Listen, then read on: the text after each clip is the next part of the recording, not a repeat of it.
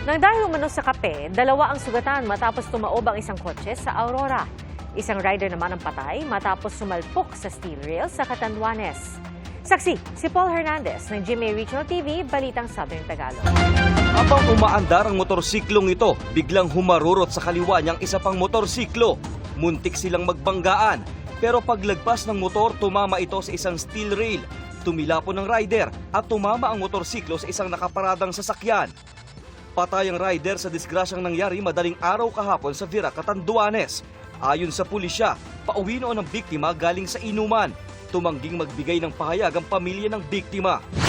Sa kurbada ng kinukumpuning kalsada sa Batangas City, tumagilid at bumagsak sa gitna ang isang truck na kargado ng mahigit 1,000 sako ng sementong i-deliver sa Sariaya, Quezon. Ayon sa sugatang driver, nabalahaw ang gulong ng truck. Ligtas naman ang pahinante. Wala namang warning sign na nakalagay for small vehicle only. Mahaba itong dala ko, akala ko makasya kasi may diretso yung mga ano. Dahil sa disgrasya, mga light vehicles muna ang pinadaraan sa kalsada. Sa gabi po, hindi po masyadong pinadaanan pag malalaki. Dahil po ng karsada po nalagay ng karsada. Sa Taysan, Batangas, nasawi sa kuryente ang driver at pahinante ng isang dump truck.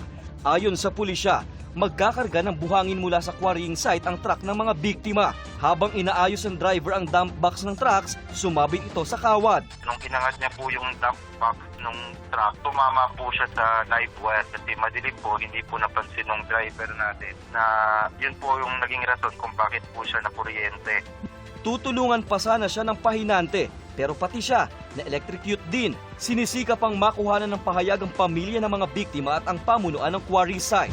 Sa Baler, Aurora, sugatan at dinala sa ospital ang abogadong driver at pasahero ng isang tumaob na kotse.